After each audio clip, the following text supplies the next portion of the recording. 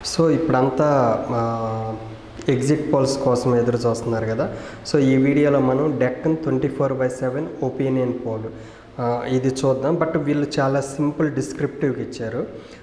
వీళ్ళు కొన్ని శాంపిల్ని బేస్ చేసుకొని శాంపిల్స్ ఓట్ షేరు ఏ పార్టీకి ఎన్ని అనేది నంబర్ ఆఫ్ షీట్స్ అనేది ఇచ్చారు. ఫస్ట్ మనము నంబర్ ఆఫ్ శాంపిల్స్ చూద్దాం.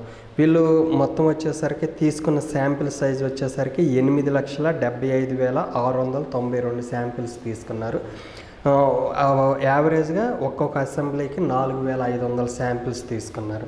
సరే ఓట్ షేర్ ఎట్లా ఉందని చూస్తే others 6%, JSP 12%, BJP 2%, TDP 32%, YSRCP 48%. So percentage ప్రకారం చూసుకున్నా కూడా సో ఓవరాల్గా అంటే టోటల్ చేద్దాం. ఇప్పుడు కూటమి ఉంది కదా, కూటమిలో టీడీపీ 32, బీజేపీ 2 అంటే 34, జేఎస్పీ 12, 46 అంటే ఓట్ షేర్ చూసుకుంటే 2% డిఫరెన్సెస్ ఇచ్చాడనమాట.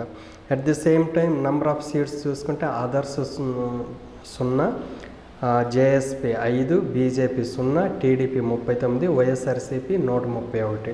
సో దీని ప్రకారం చూసుకుంటే వైఎస్ఆర్సీపీకి 48%తో 131 సీట్లు రాగా, జనసేన, టీడీపీ, బీజేపీ అన్నీ చూసుకుంటే 46%తో 44 సీట్లు మాత్రమే ఇచ్చారన్నమాట. సో ఓవరాల్గా ఈ సర్వే ప్రకారం చూసుకుంటే మళ్ళీ వైఎస్ఆర్సీపీనే అధికారంలోకి వస్తుంది రెండోసారి అనేది ఇచ్చారు.